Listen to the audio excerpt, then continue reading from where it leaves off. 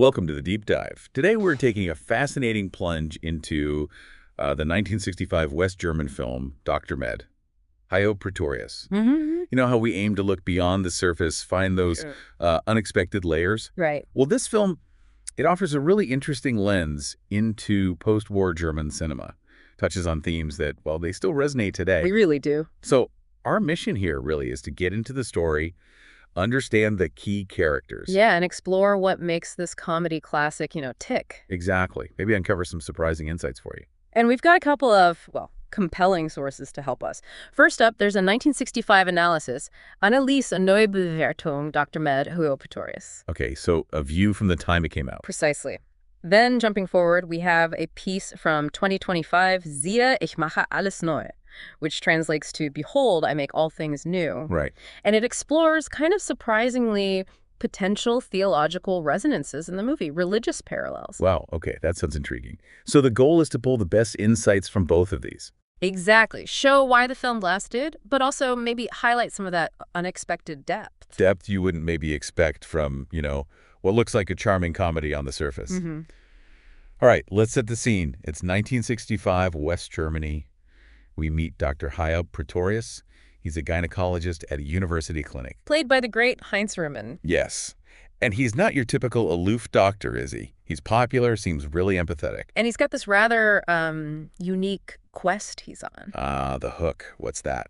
Well, what's intriguing right off the bat is his mission. He wants to discover the microbe of human stupidity. The microbe of human stupidity. Seriously. He believes it's the root cause of all the negativity, the bad stuff in the world. Okay, that's definitely unusual. And his whole approach to medicine is, unconventional.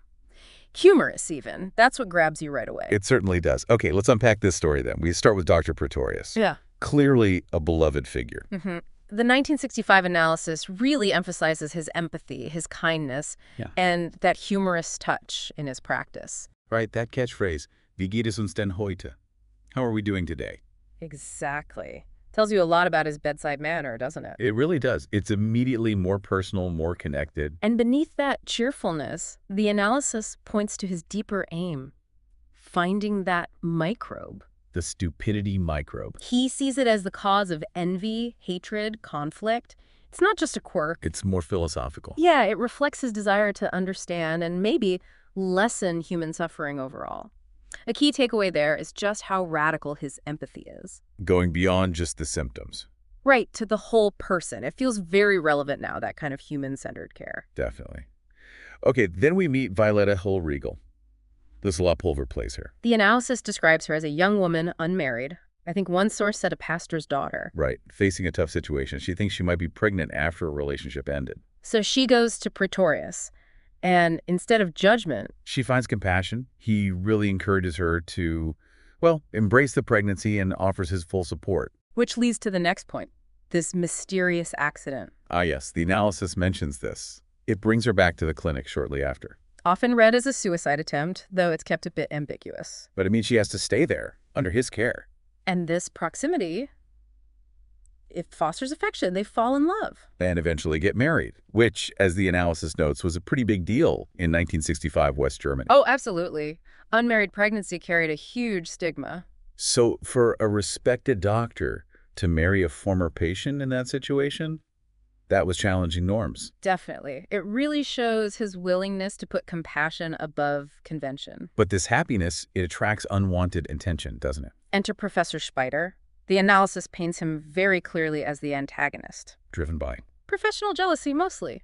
He envies Prätorius' success, his popularity. And maybe his happiness with Violetta, too. Exactly. Personal resentment mixed in. He kind of embodies that human stupidity Prätorius is looking for. So Spider decides to dig into Prätorius' past, try and discredit him. That's the plan. And he finds these rumors. Ooh, what kind of rumors? That Prätorius wasn't always a doctor, that he was maybe a shoemaker first. Right.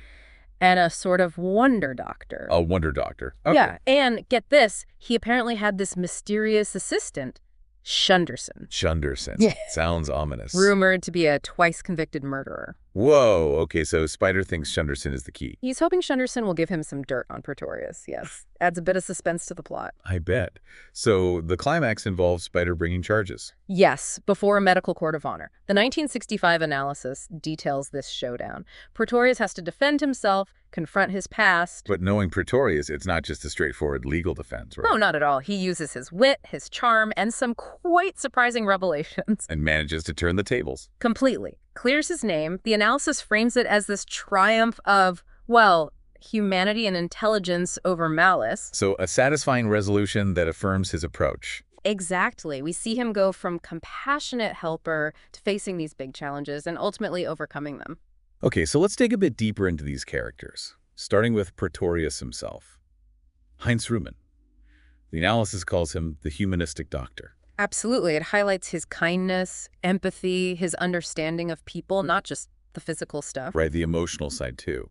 And that quote, "The only things worth talking about seriously are funny things." It sums up his philosophy, using humor therapeutically, believing in the power of lightness. And his search for that microbe, the analysis links it to his frustration with irrationality, with hatred. Yes, he sees that stupidity as the root of so much conflict and suffering. It's his way of trying to grapple with it. And Rühmann was just perfect casting, wasn't he? The analysis definitely says so. His everyman charm fit the role perfectly. Apparently, even Der Spiegel's 1965 review found him very believable. It makes sense. And the analysis sees him as challenging norms through his empathy, his whole approach. Yeah, his holistic view, marrying Violetta. He's a contrast to Spader's rigid conventionality, a symbol of human values against maybe dehumanizing structures. Okay, now Violetta, Lieslott Pulver, her journey is quite something. From despair, really? Facing the pregnancy, the social stigma. To finding hope, love, security through Prätorius's care. The 65 analysis emphasizes her role. She embodies the vulnerable person suffering under those rigid social rules. And her transformation shows the power of compassion. Exactly. And Pulver was another huge star. Her chemistry with Rühmann was apparently key to the film's warmth. You need that connection for the story to land. Definitely. Then there's Spider. The analysis is pretty blunt about him being the bad guy. Yep. Pure antagonist, driven by envy of Prätorius' success, his happiness. He really is the embodiment of that human stupidity Prätorius talks about. He is. And we shouldn't forget Shunderson, the mysterious assistant. Played by Fritz Rasp. The rumors about him, the murder convictions, adds that suspense element. It does. And it's interesting that Prätorius' defense also clears Shunderson, in a way. Shows Prätorius looks beyond reputation. Seems so, Yeah. seeing the person underneath. And the analysis notes Rasp often played shady types, which just added to Shunderson's mystique. Okay, let's shift gears a bit, talk about the themes and the tone. It's based on a play by Kurt Goetz, right? Yes, and the 1965 analysis stresses how much the film owes to Goetz's original work. Humanity and compassion are central. Embodied by Prätorius. Clearly. And there's that critique of social conventions, especially around unmarried mothers. Prätorius offers a more humane path. Right. Then there's medical ethics. You see Prätorius' patient-first approach versus Spider's envy. And the whole court proceeding raises questions. And love, obviously. Between Prätorius and Violetta, that transformative power. And the microbe of human stupidity idea. It's a metaphor, really, for societal ills. The analysis said the play might have gone deeper into war and politics. Apparently so. The film keeps it a bit more general, maybe more personal. And the humor, that's key too. Definitely. Prätorius's belief in lightness as wisdom. It's full of Goetz's witty dialogue, situational comedy. But the analysis also mentioned some criticism. That this 1965 version maybe lacks something compared to the 1950 film. Yeah, some critics felt it missed the melancholy, tragicomic undertones of the earlier film, that it was maybe just harmless, nice entertainment. Interesting. So a lighter touch in 65. It seems so. Which is interesting because, as you said, it does touch on serious things. Viola's despair, potential suicide. Social condemnation, ethical dilemmas. Right. The Spiegel apparently worried it might be trivializing those things. Why the lighter tone, do you think? Did the analysis suggest anything? It offered one idea.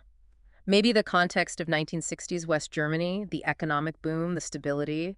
Maybe they aimed for broader appeal, more escapism. Possibly toning down the darker or more challenging aspects of the play? Potentially, it raises that question about how the times influence art, doesn't it? It really does. So thinking about the stars, style, the zeitgeist, the 1965 analysis makes it clear Rumen and Pulver were huge draws. Absolutely pivotal. Their established personas really helped sell the film's charm. And the director, Kurt Hoffman, known for comedy. Yes, and his direction here is described as light, focused on humor.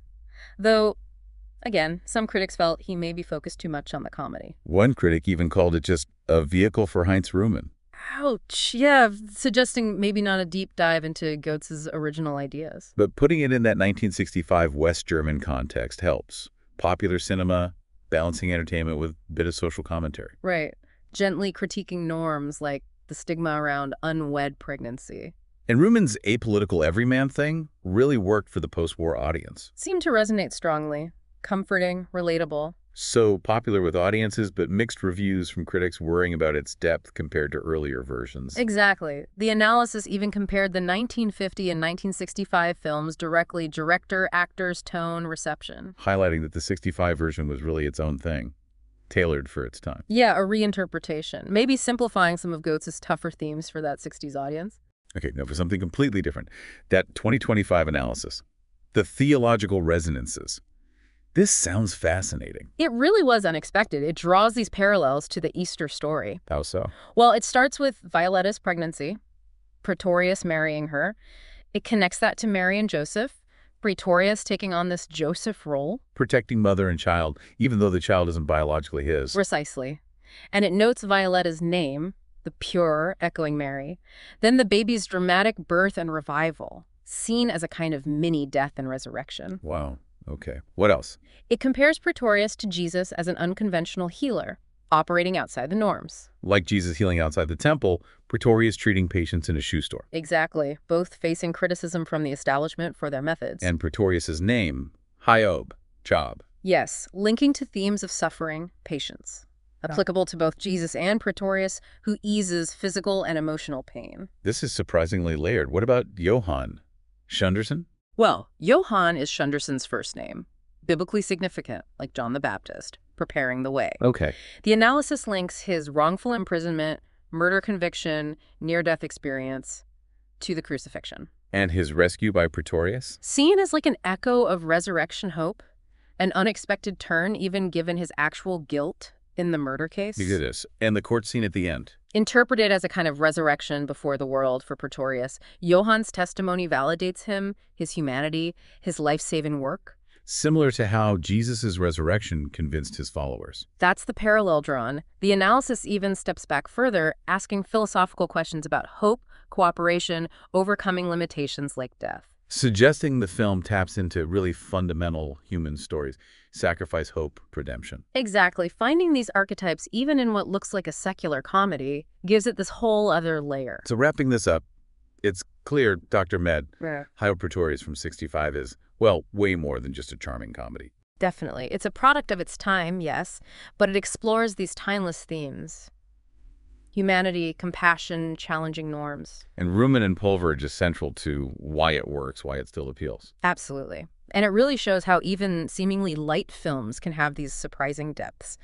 That theological analysis is a prime example. For someone like you, interested in getting knowledge quickly but thoroughly, appreciating different angles, Yeah. this film offers a lot. Right, a significant piece of German cinema, but with layers that go beyond just entertainment. The contrast between seeing it as light comedy versus, theological allegory, those are the aha moments. Without getting bogged down in excessive detail, it presents both views clearly. So a final thought to leave you with. Considering that microbe of human stupidity Prätorius was searching for, and then the later analysis linking it all to death and resurrection, what do you think ultimately wins out against adversity? Is it just simple human kindness?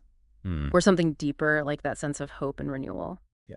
And maybe think about how often the stories that seem the lightest actually carry the biggest insights about us, about the human condition. You sit down for a comedy, you expect some laughs, maybe to switch off for a bit.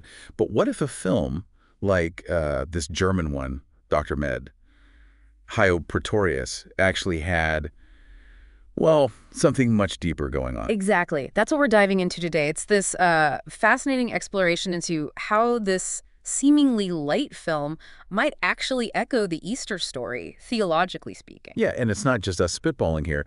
We're using parts of a really interesting analysis that came out of a collaboration, looking closely at how the movie maps onto some, really familiar biblical theme. We'll be unpacking things like an unusual birth story in the film, the main character as a kind of unconventional helper. Right. And even this powerful cycle of death and resurrection, which pops up in the characters, even their names. So definitely stick with us. We're going to explore these connections, and I think it might change how you see this film, or maybe even films like it. Okay, so where should we start? That unusual birth parallel seems like a good place. It does. So in the Bible, you have the virgin birth, Joseph's dilemma, and his ultimate decision to, well, stand by Mary. Right. And raise Jesus. So how does that connect to Dr. Med, Hiob Prätorius? Well, you've got this character, Cave. She finds herself pregnant, unmarried, and her fiancé actually abandons her. A tough spot. Definitely. And then Dr. Hiob Prätorius enters the picture. And his name, Prätorius, the analysis notes, it sounds like those Roman officials, figures of judgment. Right, like Pontius Pilate, for instance. Exactly. But he steps in, marries Kate, taking responsibility for her and the child. Makes you think, doesn't it, about the kind of pressures both he and Joseph faced. It really does. And then there's Kathy's name. It comes from Katharina, meaning the pure. The analysis suggests, maybe subtly, it's meant to echo Mary's purity. Interesting. A possible connection there. Could be. Does that little detail maybe hint at something bigger thematically? It's a question the analysis raises. And then the birth itself in the film, it gets pretty dramatic. Oh, yeah. The baby is born, and initially, it seems, lifeless. Stillborn, maybe. Oh, wow. But Prätorius and this other character, Johann, they work together using some pretty unconventional methods, and they revive the baby. Ah, so there it is. Yeah, the analysis calls this like a first small echo of that death to life theme, like a little preview, perhaps. It definitely sets a tone, doesn't it? It suggests maybe things aren't always as final as they seem. Intervention can change things. Which brings us nicely to Prätorius himself, and his first name, Hiob, Job in English. Okay, yeah. So connecting that to the Easter story, Yeah. Jesus was a healer, right? But he often worked outside the, let's say, the official religious rules. Absolutely. He challenged the authorities, reached people others wouldn't. And Prätorius, we see him getting flack from the medical board because he's treating patients. Where? In a shoe shop. Exactly. A shoe shop. I mean, talk about unconventional. It immediately puts him in that same mold, doesn't it? Operating outside the normal system. It really does. It makes you think about how real help sometimes ignores the usual boundaries. And that name, Hiob, it carries so much weight, undeserved suffering, patience through it all.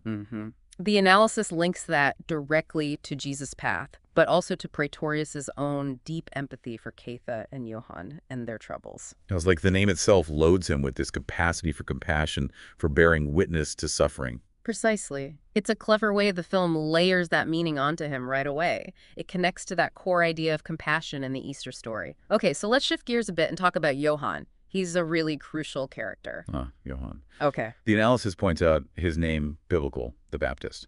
Makes you immediately think of John the Baptist, preparing the way for Jesus. Right. So what's the connection there? Is he paving the way for Prätorius somehow? Well, it suggests a role, maybe one that isn't obvious at first, but Johann's story, it gets really dark. Yeah. How so? He starts off being wrongly imprisoned, just completely unjust. Okay, so sympathy there. Initially, yes, but then after he gets out, he actually commits a murder and gets a death sentence for it. A deserved one this time. Whoa. Okay, that's a turn. Yeah, and the analysis even calls this his crucifixion in a way. It's pretty stark. Grim stuff. But wait, doesn't Prätorius find him? He does. That's the twist. Prätorius discovers Johann is somehow still alive in the morgue, like literally at the last possible second. No way. Yeah, and he saves him. The analysis really focuses on this last-minute rescue as echoing that hope of resurrection, even though Johann is, guilty of this crime. Wow. So even in the face of deserved punishment, there's this intervention, this second chance. Yeah. What does that suggest? Well, it brings in powerful themes, right? Redemption, maybe? The possibility of new life, even when it seems impossible or undeserved. And this rescue, it sets up what the analysis calls the film's big resurrection moment. Which happens at the trial. Yeah. The medical court scene. Exactly. That's where Pretorius is on trial himself, his methods, his whole life under the microscope. And Johann shows up. Out of nowhere, seemingly. And he gives this incredible testimony. He lays it all out, the wrongful imprisonment, his crime, the death sentence he deserved, and then how Pretorius miraculously saved him. So it's a full confession, but also a declaration of what Pretorius did. Right. And the analysis calls Johann's appearance and testimony a kind of resurrection before the world. It's visible proof of Pretorius's impact, his extraordinary humanity. It makes you think about the power of a witness, doesn't it? Seeing someone whose life has been turned around like that. Absolutely. It's like, Jesus' resurrection convinced his followers death wasn't the end. Here, Johann's rebirth, you could say, proves the exceptional nature of Pretorius' actions to the court. And that's what saves Pretorius in the end. Leads to his acceptance. It's a pivotal moment, yeah. It forces everyone to reconsider, raises questions about judgment, forgiveness, the impact one person can have. Okay, stepping back a bit, the analysis also touches on some bigger philosophical ideas, right? Yeah. Beyond just the plot parallels. It does. The film seems to be nudging at these big questions, life, death, renewal. And there was that really interesting thought experiment mentioned. Could a life with, more hope and happiness, less competition, could that actually overcome death somehow? It's a fascinating, almost utopian idea, isn't it? I mean, biologically, we understand death as, part of the deal. Sure, scientifically speaking. But thinking about it that way pushes us to consider what makes a life truly fulfilled. And are the limits we perceive really fixed? What are the boundaries, really? So the idea is maybe, just maybe, a future focused more on hope, on cooperation, could lead us to ways of living that sort of expand what we think is possible for humans. That's the implication, I think. A suggestion that maybe the conditions of our lives influence the very limits of life itself. Definitely food for thought. It really is. And just so everyone listening knows, this whole deep dive, this analysis we're discussing, where did it come from? Right. It's important context. This was actually a collaborative effort between Gemini and Marcus Huck. Ah, okay. So it started with Marcus noticing these parallels between the movie and the Easter story. Exactly. His observations were the spark. It just shows how a different lens can reveal things you hadn't seen before. And the collaboration then involved really digging into the plot details, the character names like Hiob and Johann and Quelle, seeing how they might connect theologically. Covering all the points we've discussed, the birth, the unconventional helping, Johann's whole arc is that death and revival metaphor, and the meaning of that final trial scene. So wrapping this up, it's pretty amazing, actually, to see these strong parallels between what seems like a simple German comedy and, the Easter narrative. It really is. It shows how deep themes can hide in plain sight, doesn't it? Absolutely. Looking closely at the characters, the story beats, even just the names, it reveals these unexpected resonances, as a whole other layer to the film. Definitely gives you something new to look for if you watch it. And it makes you wonder, thinking about that hope idea, what other unexpected places, what other stories, or maybe even, scientific ideas might hold surprising insights into these fundamental questions about life, death, and meaning? That's a great question to leave people with. It's a reminder, isn't it? There are always more layers to uncover, more depths to explore if we just keep looking.